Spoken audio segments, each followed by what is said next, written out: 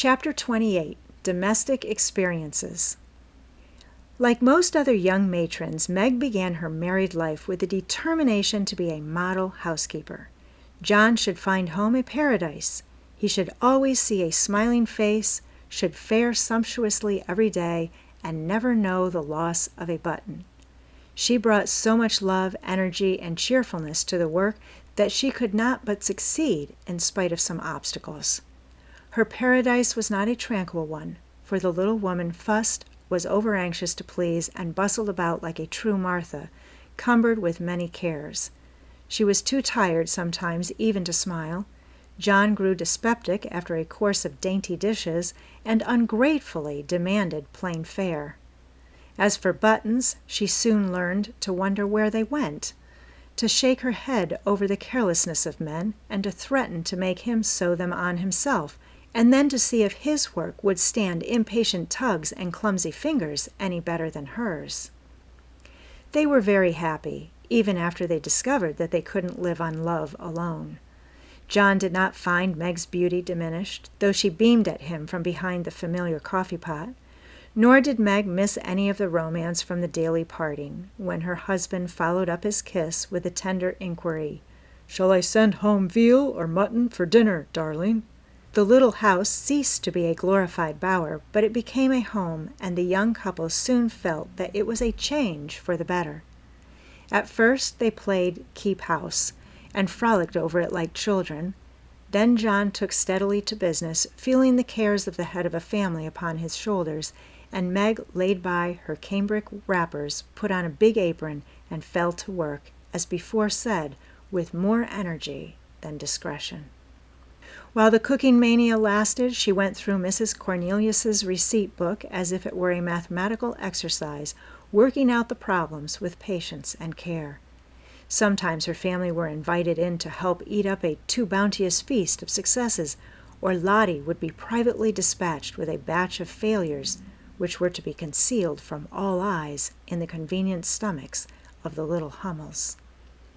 An evening with John over the account books usually produced a temporary lull in the culinary enthusiasm, and a frugal fit would ensue, during which the poor man was put through a course of bread pudding, hash, and warmed-over coffee, which tried his soul, although he bore it with praiseworthy fortitude. Before the golden mean was found, however, Meg added to her domestic possessions what young couples seldom get on long without: a family jar. Fired with a housewifely wish to see her storeroom stocked with homemade preserves, she undertook to put up her own currant jelly. John was requested to order home a dozen or so of little pots, and an extra quantity of sugar, for their own currants were ripe, and were to be attended to at once. As John firmly believed that my wife was equal to anything, and took a natural pride in her skill, he resolved that she should be gratified and their only crop of fruit laid by in a most pleasing form for winter use. Home came 4 dozen delightful little pots, half a barrel of sugar, and a small boy to pick the currants for her. With her pretty hair tucked into a little cap, arms bared to the elbow, and a checked apron which had a coquettish look in spite of the bib, the young housewife fell to work, feeling no doubts about her success, for hadn't she seen Hannah do it hundreds of times? The array of pots rather amazed her at first, but John was so fond of jelly, and the nice little jars would look so well on the top shelf, that Meg resolved to fill them all, and spent a long day picking, boiling, straining, and fussing over her jelly. She did her best. She asked advice of Mrs. Cornelius. She racked her brain to remember what Hannah did that she had left undone. She reboiled, resugared, and restrained, but that dreadful stuff wouldn't gel. She longed to run home, bib and all, and ask Mother to lend a hand, but John and she had agreed that they would never annoy anyone with their private worries, experiments, or quarrels. They had laughed over that last word as if the idea it suggested was a most preposterous one, but they had held to their resolve, and whenever they could get on without help they did so, and no one interfered, for Mrs. March had advised the plan. So Meg wrestled alone with the refractory sweetmeats all that hot summer day, and at 5 o'clock sat down in her topsy-turvy kitchen, wrung her bedaubed hands, lifted up her voice, and wept. Now, in the first flush of the new life, she had often said, "My husband shall always feel free to bring a friend home whenever he likes.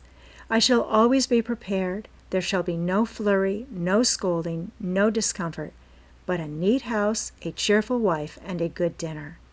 John, dear, never stop to ask my leave. Invite whom you please, and be sure of a welcome from me." How charming that was, to be sure! John quite glowed with pride to hear her say it, and felt what a blessed thing it was to have a superior wife. But although they had had company from time to time, it never happened to be unexpected, and Meg had never had an opportunity to distinguish herself till now. It always happens so in this vale of tears. There is an inevitability about such things which we can only wonder at, deplore, and bear as we best can. If John had not forgotten all about the jelly, it really would have been unpardonable in him to choose that day, of all the days in the year, to bring a friend home to dinner unexpectedly. Congratulating himself that a handsome repast had been ordered that morning, feeling sure that it would be ready to the minute, and indulging in pleasant anticipations of the charming effect it would produce, when his pretty wife came running out to meet him, he escorted his friend to his mansion, with the irrepressible satisfaction of a young host and husband. It is a world of disappointments, as John discovered when he reached the Dovecote. The front door usually stood hospitably open. Now it was not only shut, but locked, and yesterday's mud still adorned the steps. The parlor windows were closed and curtained. No picture of the pretty wife sewing on the piazza in white, with a distracting little bow in her hair, or a bright-eyed hostess smiling a shy welcome as she greeted her guest. Nothing of the sort, for not a soul appeared but a sanguinary-looking boy asleep under the currant bushes. "I'm afraid something has happened. Step into the garden, Scott, while I look up Mrs. Brooke," said John, alarmed at the silence and solitude. Round the house he hurried, led by a pungent smell of burnt sugar, and Mr. Scott strolled after him with a queer look on his face. He paused discreetly at a distance when Brooke disappeared, but he could both see and hear, and being a bachelor, enjoyed the prospect mightily. In the kitchen reigned confusion and despair. One edition of jelly was trickled from pot to pot, another lay upon the floor, and a third was burning gaily on the stove. Lottie, with Teutonic phlegm, was calmly eating bread and currant wine, for the jelly was still in a hopelessly liquid state, while Mrs. Brooke, with her apron over her head, sat sobbing dismally. "My dearest girl, what is the matter?" cried John, rushing in with awful visions of scalded hands, sudden news of affliction, and secret consternation at the thought of the guest in the garden. "Oh, John, I am so tired and hot and cross and worried. I've been at it till I'm all worn out. Do come and help me, or I shall die." And the exhausted housewife cast herself upon his breast, giving him a sweet welcome in every sense of the word, for her pinafore had been baptized at the same time as the floor. "What worries you, dear? Has anything dreadful happened?" asked the anxious John, tenderly kissing the crown of the little cap, which was all askew. "Yes," sobbed Meg despairingly. "Tell me quick, then. Don't cry. I can bear anything better than that. Out with it, love." The jelly won't gel, and I don't know what to do." John Brooke laughed then as he never dared to laugh afterward, and the derisive Scot smiled involuntarily as he heard the hearty peal, which put the finishing stroke to poor Meg's woe. "Is that all? Fling it out of window, and don't bother any more about it. I'll buy you quarts if you want it, but for heaven's sake, don't have hysterics, for I've brought Jack Scott home to dinner, and—" John got no further, for Meg cast him off and clasped her hands with a tragic gesture as she fell into a chair, exclaiming in a tone of mingled indignation, reproach, and dismay, A man? To dinner? And everything in a mess? John Brooke, how could you do such a thing?" "Hush, he's in the garden. I forgot the confounded jelly, but it can't be helped now," said John, surveying the prospect with an anxious eye. "You ought to have sent word or told me this morning, and you ought to have remembered how busy I was," continued Meg petulantly, for even turtle doves will peck when ruffled. "I didn't know it this morning, and there was no time to send word, for I met him on the way out. I never thought of asking leave, when you have always told me to do as I liked. I never tried it before, and hang me if I ever do again," added John with an aggrieved air. "I should hope not. Take him away at once. I can't see him, and there isn't any dinner." "Well, I like that. Where's the beef and vegetables I sent home, and the pudding you promised?" cried John, rushing to the larder. "I hadn't time to cook anything. I meant to dine at Mother's. I'm sorry, but I was so busy, and—" Meg's tears began again. John was a mild man, but he was human, and after a long day's work to come home tired, hungry, and hopeful to find a chaotic house, an empty table, and a cross wife was not exactly conducive to repose of mind or manner. He restrained himself, however, and the little squall would have blown over but for one unlucky word. "It's a scrape, I acknowledge, but if you will lend a hand, we'll pull through, and have a good time yet. Don't cry, dear, but just exert yourself a bit and knock us up something to eat. We're both hungry as hunters, so we shan't mind what it is. Give us the cold meat and bread and cheese. We won't ask for jelly." He meant it for a good-natured joke, but that one word sealed his fate. Meg thought it was too cruel to hint about her sad failure, and the last atom of patience vanished as he spoke. "You must get yourself out of the scrape as you can. I'm too used up to exert myself for anyone. It's like a man to propose a bone and vulgar bread and cheese for company. I won't have anything of the sort in my house. Take that Scot up to Mother's and tell him I'm away, sick, dead, anything. I won't see him, and you two can laugh at me and my jelly as much as you like. You won't have anything else here." And having delivered her defiance all in one breath, Meg cast away her pinafore and precipitately left the field to bemoan herself in her own room. What those two creatures did in her absence she never knew, but Mr. Scott was not taken up to Mother's, and when Meg descended, after they had strolled away together, she found traces of a promiscuous lunch which filled her with horror. Lottie reported that they had eaten a much, and greatly laughed, and the master bid her throw away all the sweet stuff and hide the pots. Meg longed to go and tell Mother, but a sense of shame at her own shortcomings of loyalty to John, who might be cruel, but nobody should know it, restrained her.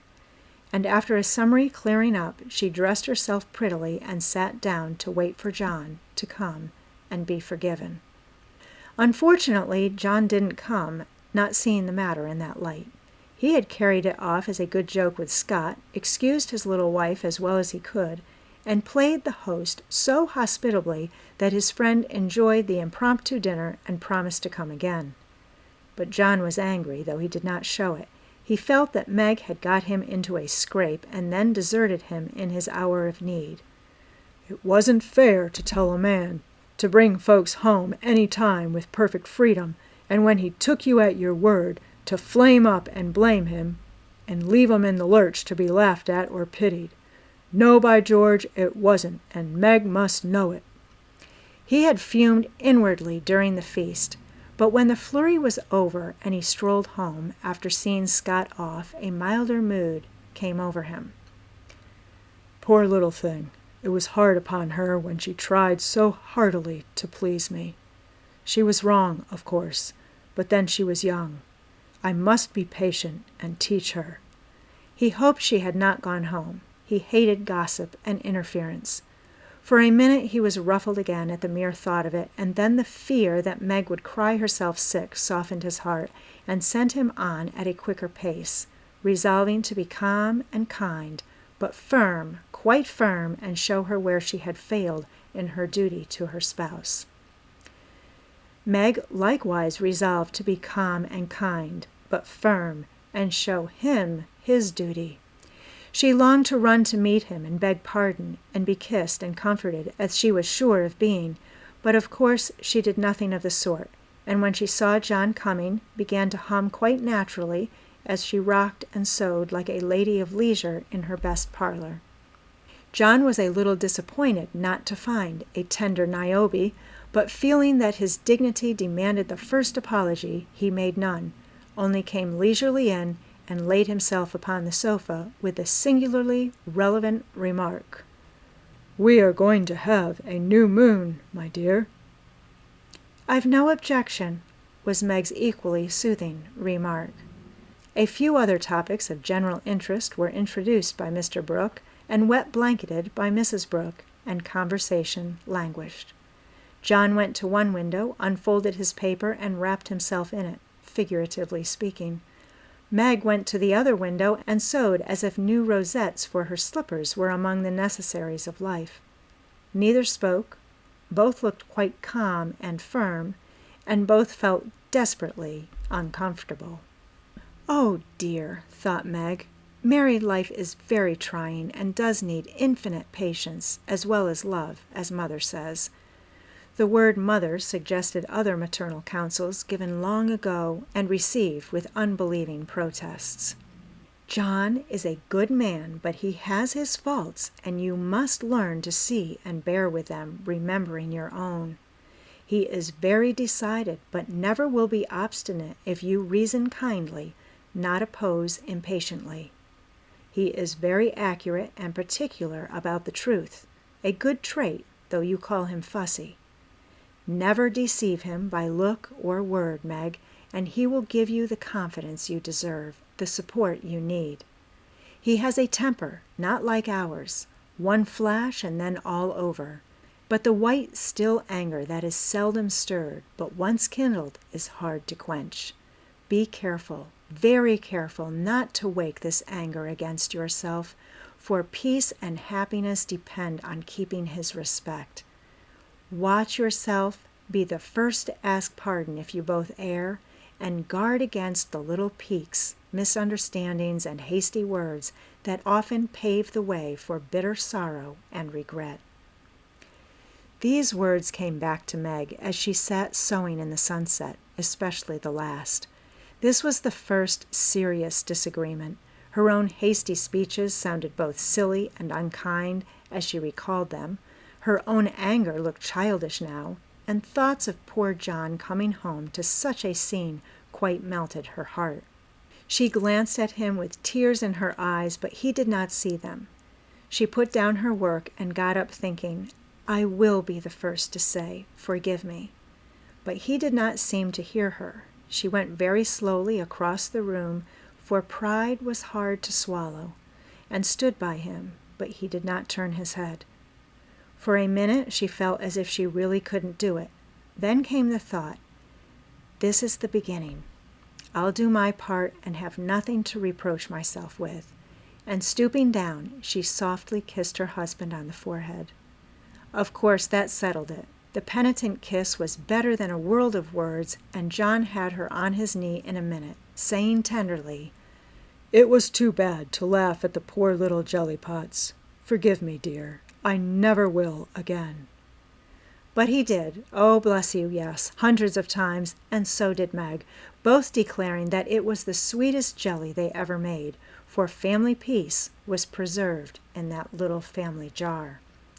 After this, Meg had Mr. Scott to dinner by special invitation, and served him up a pleasant feast without a cooked wife for the first course, on which occasion she was so gay and gracious, and made everything go off so charmingly, that Mr. Scott told John he was a happy fellow, and shook his head over the hardships of bachelorhood all the way home.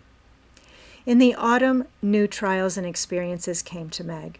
Sally Moffett renewed her friendship, was always running out for a dish of gossip at the little house, or inviting "that poor dear" to come in and spend the day at the big house. It was pleasant, for in dull weather Meg often felt lonely. All were busy at home, John absent till night, and nothing to do but sew or read or potter about. So it naturally fell out that Meg got into the way of gadding and gossiping with her friend. Seeing Sally's pretty things made her long for such, and pity herself because she had not got them. Sally was very kind, and often offered her the coveted trifles, but Meg declined them, knowing that John wouldn't like it, and then this foolish little woman went and did what John disliked infinitely worse. She knew her husband's income, and she loved to feel that he trusted her, not only with his happiness, but what some men seem to value more, his money.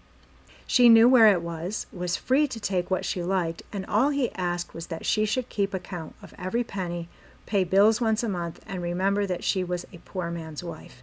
Till now she had done well, been prudent and exact, kept her little account books neatly, and showed them to him monthly without fear. But that autumn the serpent got into Meg's paradise and tempted her, like many a modern Eve, not with apples, but with dress. Meg didn't like to be pitied and made to feel poor. It irritated her, for she was ashamed to confess it, and now and then she tried to console herself by buying something pretty, so that Sally needn't think she had to economize. She always felt wicked after it, for the pretty things were seldom necessaries. But then they cost so little, it wasn't worth worrying about. So the trifles increased unconsciously, and in the shopping excursions she was no longer a passive looker-on. But the trifles cost more than one would imagine, and when she cast up her accounts at the end of the month, the sum total rather scared her. John was busy that month, and left the bills to her. The next month he was absent, but the third he had a grand quarterly settling up, and Meg never forgot it. A few days before she had done a dreadful thing, and it weighed upon her conscience. Sally had been buying silks, and Meg longed for a new one, just a handsome light one for parties. Her black silk was so common, and thin things for evening wear were only proper for girls. Aunt March usually gave the sisters a present of $25 apiece at New Year. That was only a month to wait, and here was a lovely violet silk going at a bargain, and she had the money, if she only dared to take it.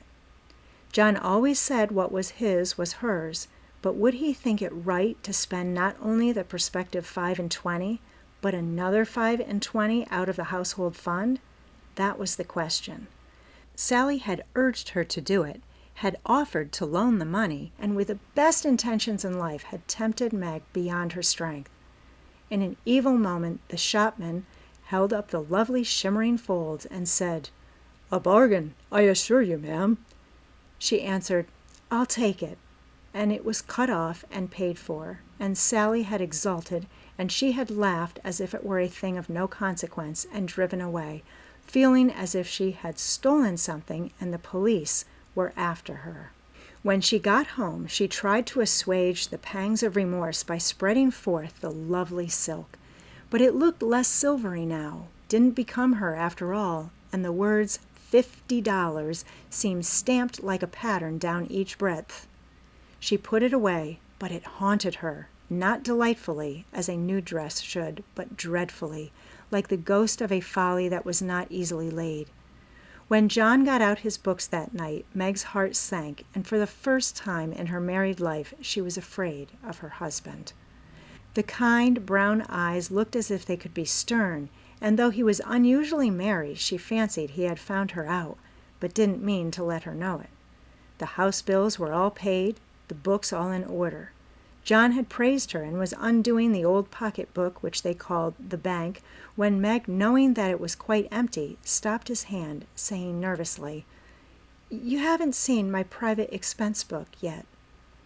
John never asked to see it, but she always insisted on his doing so, and used to enjoy his masculine amazement at the queer things women wanted, and made him guess what piping was, demand fiercely the meaning of a hug-me-tight, or wonder how a little thing composed of 3 rosebuds, a bit of velvet, and a pair of strings could possibly be a bonnet, and cost $5 or $6. That night he looked as if he would like the fun of quizzing her figures and pretending to be horrified at her extravagance, as he often did, being particularly proud of his prudent wife. The little book was brought slowly out and laid down before him. Meg got behind his chair under pretense of smoothing the wrinkles out of his tired forehead, and standing there, she said, with her panic increasing with every word. "John, dear, I'm ashamed to show you my book, for I've really been dreadfully extravagant lately. I go about so much I must have things, you know, and Sally advised my getting it, so I did. And my New Year's money will partly pay for it, but I was sorry after I'd done it, for I knew you'd think it wrong in me." John laughed and drew her round beside him, saying good-humoredly, "Don't go and hide. I won't beat you if you have got a pair of killing boots. I'm rather proud of my wife's feet, and don't mind if she does pay $8 or $9 for her boots, if they are good ones." That had been one of her last trifles, and John's eye had fallen on it as he spoke. "Oh, what will he say when he comes to that awful $50? Thought Meg with a shiver. "It's worse than boots. It's a silk dress," she said, with the calmness of desperation, for she wanted the worst over. "Well, dear, what is the demmed total, as Mr. Mantalini says?" That didn't sound like John, and she knew he was looking up at her with a straightforward look that she had always been ready to meet and answer with one as frank till now. She turned the page and her head at the same time, pointing to the sum, which would have been bad enough without the 50, but which was appalling to her with that added. For a minute the room was very still. Then John said slowly, but she could feel it cost him an effort to express no displeasure, "Well, I don't know that 50 is much for a dress, with all the furbelows and notions you have to finish it off these days." "It isn't made or trimmed," sighed Meg faintly, for a sudden recollection of the cost still to be incurred quite overwhelmed her. 25 yards of silk seems a good deal to cover one small woman, but I've no doubt my wife will look as fine as Ned Moffat's when she gets it on," said John dryly. "I know you are angry, John, but I can't help it. I don't mean to waste your money, and I didn't think those little things would count up so. I can't resist them when I see Sally buying all she wants and pitying me because I don't. I try to be contented, but it is hard, and I'm tired of being poor." The last words were spoken so low she thought he did not hear them, but he did, and they wounded him deeply, for he had denied himself many pleasures for Meg's sake. She could have bitten her tongue out the minute she had said it, for John pushed the books away and got up, saying, with a little quiver in his voice, "I was afraid of this. I do my best, Meg." If he had scolded her or even shaken her, it would not have broken her heart like those few words. She ran to him and held him close, crying with repenitent tears, "Oh, John, my dear, kind, hard-working boy, I didn't mean it. It was so wicked, so untrue and ungrateful. How could I say it? Oh, how could I say it?" He was very kind, forgave her readily, and did not utter one reproach. But Meg knew that she had done and said a thing which would not be forgotten soon, although he might never allude to it again. She had promised to love him for better, for worse, and then she, his wife, had reproached him with his poverty after spending his earnings recklessly. It was dreadful, and the worst of it was John went on so quietly afterward, just as if nothing had happened, except that he stayed in town later and worked at night when she had gone to cry herself to sleep. A week of remorse nearly made Meg sick, and the discovery that John had countermanded the order for his new great coat reduced her to a state of despair which was pathetic to behold. He had simply said, in answer to her surprised inquiries as to the change, "I can't afford it, my dear." Meg said no more, but a few minutes after he found her in the hall, with her face buried in the old great coat, crying as if her heart would break. They had a long talk that night, and Meg learned to love her husband better for his poverty, because it seemed to have made a man of him, given him the strength and courage to fight his own way, and taught him a tender patience with which to bear and comfort the natural longings and failures of those he loved. Next day she put her pride in her pocket, went to Sally, told the truth, and asked her to buy the silk as a favor. The good-natured Mrs. Moffat willingly did so, and had the delicacy not to make her a present of it immediately afterward. Then Meg ordered home the great coat, and when John arrived, she put it on and asked him how he liked her new silk gown. One can imagine what answer he made, how he received his present, and what a blissful state of things ensued. John came home early, Meg gadded no more, and that great coat was put on in the morning by a very happy husband and taken off at night by a most devoted little wife. So the year rolled round, and at midsummer there came to Meg a new experience, the deepest and tenderest of a woman's life. Laurie came sneaking into the kitchen of the Dovecote one Saturday with an excited face, and was received with a clash of cymbals, for Hannah clapped her hands with a saucepan in one and the cover in the other. "How's the little mama? Where is everybody? Why didn't you tell me before I came home?" began Laurie in a loud whisper. "Happy as a queen, the dear. Every soul of 'em is upstairs a-worshippin'. We didn't want no hurricanes round. Now you go into the parlor and I'll send 'em down to you." With which somewhat involved reply, Hannah vanished, chuckling ecstatically. Presently Joe appeared, proudly bearing a flannel bundle laid forth upon a large pillow. Joe's face was very sober, but her eyes twinkled, and there was an odd sound in her voice of repressed emotion of some sort. "Shut your eyes and hold out your arms," she said invitingly. Laurie backed precipitately into a corner and put his hands behind him with an imploring gesture. "No, thank you, I'd rather not. I shall drop it or smash it as sure as fate." "Then you shan't see your nevy," said Joe decidedly, turning as if to go. I will, only you must be responsible for damages." And obeying orders, Laurie heroically shut his eyes while something was put into his arms. A peal of laughter from Joe, Amy, Mrs. March, Hannah, and John caused him to open them the next minute, to find himself invested with 2 babies instead of 1. No wonder they laughed, for the expression of his face was droll enough to convulse a Quaker, as he stood and stared wildly from the unconscious innocents to the hilarious spectators, with such dismay that Joe sat down on the floor and screamed. "Twins, by Jupiter!" was all he said for a minute. Then turning to the women with an appealing look that was comically piteous, he added, "Take 'em, quick, somebody! I'm going to laugh, and I shall drop 'em."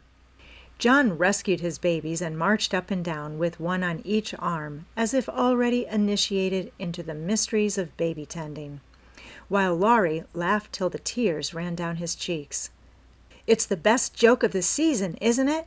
I wouldn't have you told, for I set my heart on surprising you, and I flatter myself I've done it," said Joe, when she got her breath. "I never was more staggered in my life. Isn't it fun? Are they boys? What are you going to name them? Let's have another look. Hold me up, Joe, for upon my life it's one too many for me," returned Laurie, regarding the infants with the air of a big, benevolent Newfoundland looking at a pair of infantile kittens. "Boy and girl, aren't they beauties?" said the proud papa, beaming upon the little red squirmers as if they were unfledged angels. "Most remarkable children I ever saw. Which is which?" And Laurie bent like a well sweep to examine the prodigies. Amy put a blue ribbon on the boy and a pink on the girl, French fashion, so you can always tell. Besides, one has blue eyes and one brown. "Kiss them, Uncle Teddy," said wicked Joe. "I'm afraid they mightn't like it," began Laurie with unusual timidity in such matters. "Of course they will. They are used to it now. Do it this minute, sir," commanded Joe, fearing he might propose a proxy. Laurie screwed up his face and obeyed with a gingerly peck at each little cheek that produced another laugh and made the babies squeal. "There, I knew they didn't like it. That's the boy. See him kick? He hits out with his fist like a good one. Now then, young Brooke, pitch into a man of your own size, will you?" cried Laurie, delighted with a poke in the face from a tiny fist flapping aimlessly about. He's to be named John Lawrence, and the girl Margaret, after mother and grandmother. We shall call her Daisy, so as not to have two Megs, and I suppose the Manny will be Jack, unless we find a better name," said Amy with aunt-like interest. "Name him Demi-John and call him Demi for short," said Laurie. "Daisy and Demi, just the thing! I knew Teddy would do it," cried Jo, clapping her hands. Teddy certainly had done it that time, for the babies were Daisy and Demi to the end of the chapter.